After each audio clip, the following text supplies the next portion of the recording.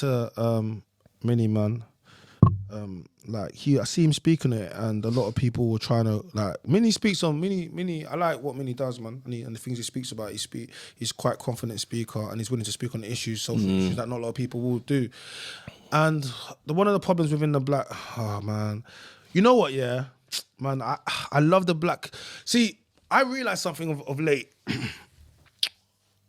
My problem stem from the fact that I'm not actually from the black community. It's weird. I'm from the African community.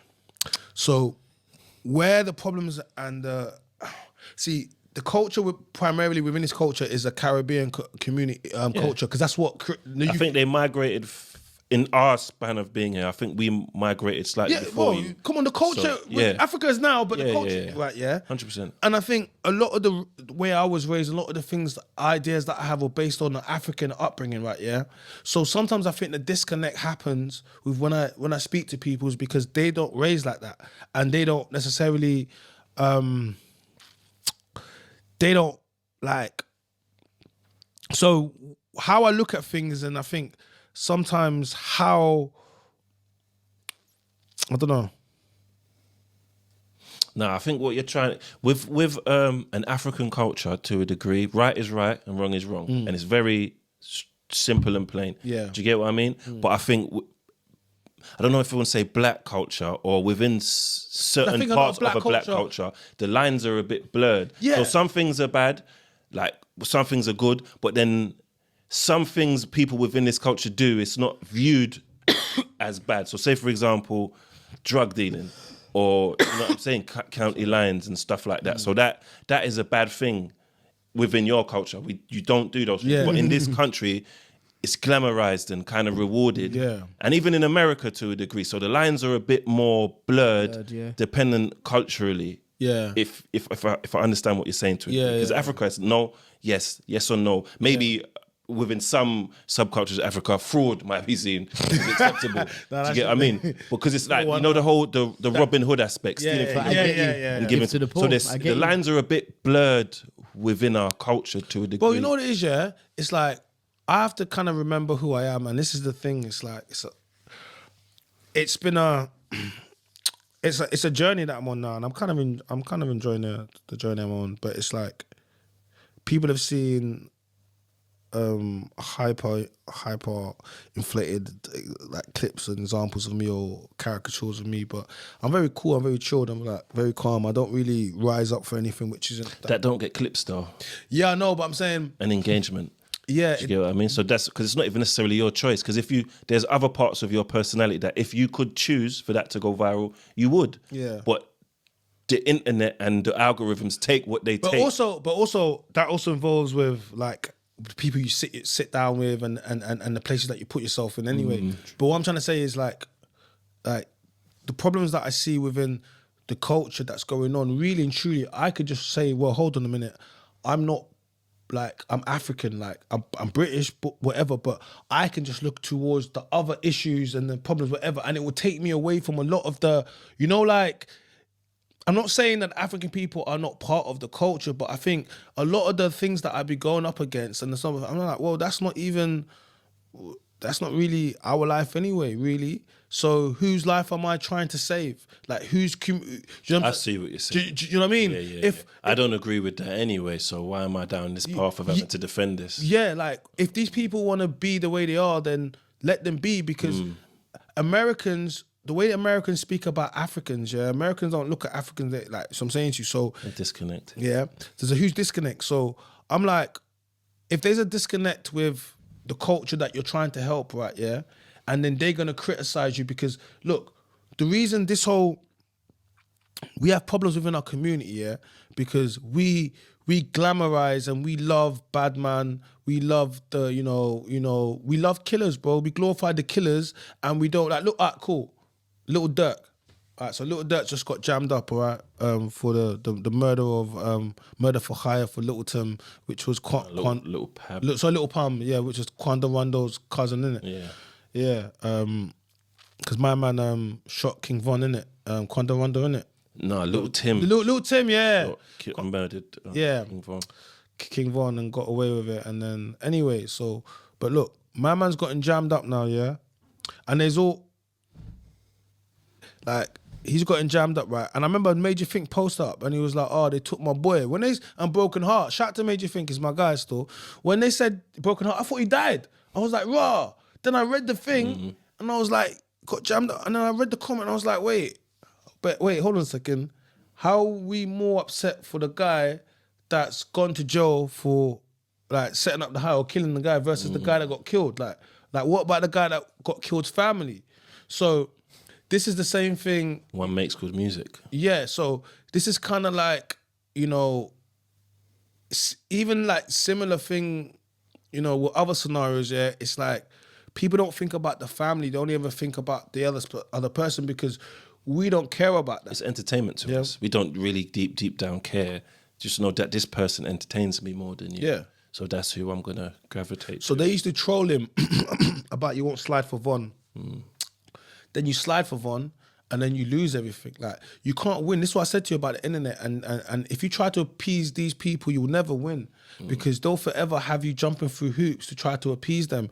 And this is what I was trying to say to you with of late. Like, it's if you try to always like, then you don't work for yourself. You don't have your own, like people control you're not even living your life for you. Yeah. And at some point you have to ask yourself, and these are things that I've had to do to myself as well, primarily why I'm on content making creators, like who was I before the ends or whatever it is made before you people were trying to make you conform and fit into what's going on. Who was you true to you? Yeah, who was you? Yeah.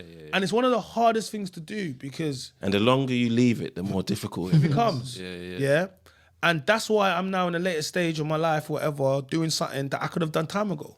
You don't think I could have done this time ago? Of course I could have, man. I'm not saying that like it wasn't supposed to happen the way it's supposed to happen. Yeah. Do you get me? But you don't think I could have been doing this time ago? People get caught up in doing what they think will be received well and what everyone else is doing and don't want to stand out. Yeah. So they end up doing some, and as you said it back into the little dirt. Now he's facing life and possibly the death penalty, doing what other people might have persuaded him or annoyed him into doing, which is, because it's funny, you know, because you see that whole, that thing where you said you had to go back into who you was and find you, yeah?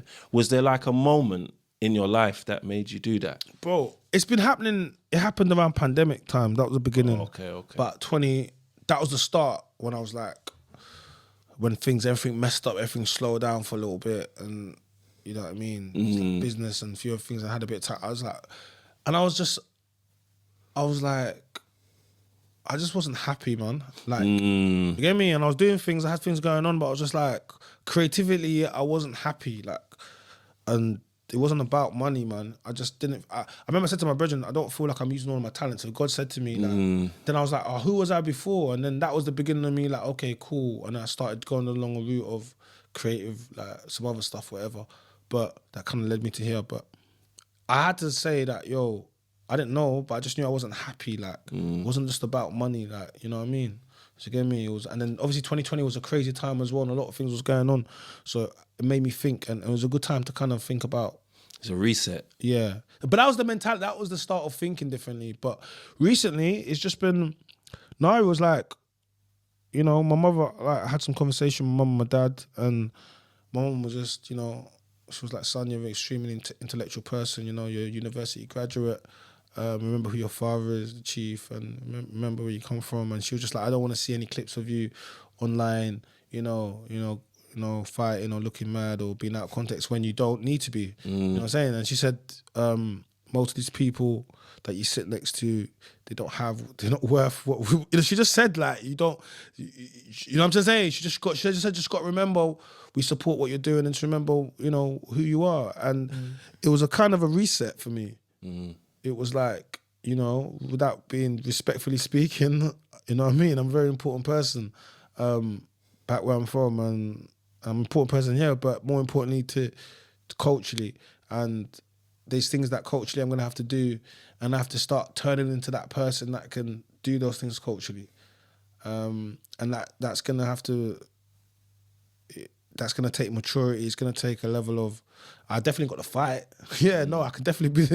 You can lead the village, but it's gonna take more than that. You need to be able to sit down with people that you don't like, and you need to be able to sit down and have hard discussions. Pause for the hard discussions, but that's what chiefs do.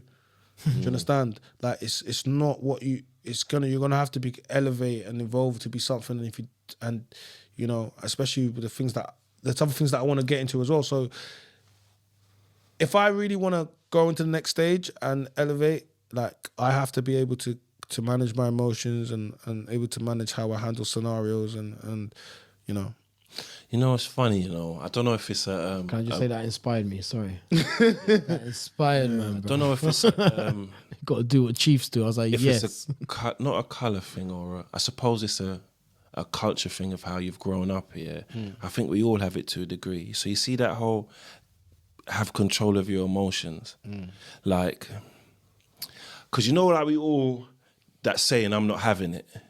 You know, like there's a mentality we have on the streets and the road to a degree where I'm not having it because if you get seen as weak out here, you're food. Yeah, exactly. Yeah, we exactly. tend to adopt that mentality across the board with everything we do, and you can't adopt that everywhere because it gets you in trouble and holds you back, innit? Yeah. So the way like I'm trying to get better at controlling my emotions because at the moment, as much as I think I'm as cool, there's still things that I will lose my head over, and there's still things that will. If I'm approached or dealt with a way, it can trigger me and I can lose my cool. And I've noticed that whole not being able to keep composure and not lose my cool was actually costing me money. Do you get what I mean? So I've noticed that's one of my biggest tests is there's some things I'm not going to be able to put up with and I don't like, but be able to deal with it and put up with it to get what I need to get out of the situation. Exactly. And that's a lot of my biggest battles. I don't know if it's a masculine thing or... I was going to say, bro, you're not speaking truth tonight, bro. I feel like I'll be fighting that as well for like 10 years. Because there's moments, there might have been moments when... I catch myself sometimes. I'm good for like 3-4 months. No. Then there'll be like little catch. One moment and it's just like, it's like sobriety. Pull me up or Yeah, something. bro, for me, it's like... She's like, how are you acting? I'm like... It's just that lying in you. But like you said, having that... But you do have that... You obviously say you kind of... apply it to all walks of your life in terms of I'm not having it. I'm talking about. But there are. Well, I mean, this is it. You just have to. There are always going to be the I'm not having it bar, so to speak. You just have to. Manage it. It depends how many walks of life you have. For me, once that makes sense. Once you get into the thing of where, you know, like it becomes your personality. Because you can't switch it off. This is what I'm trying to say.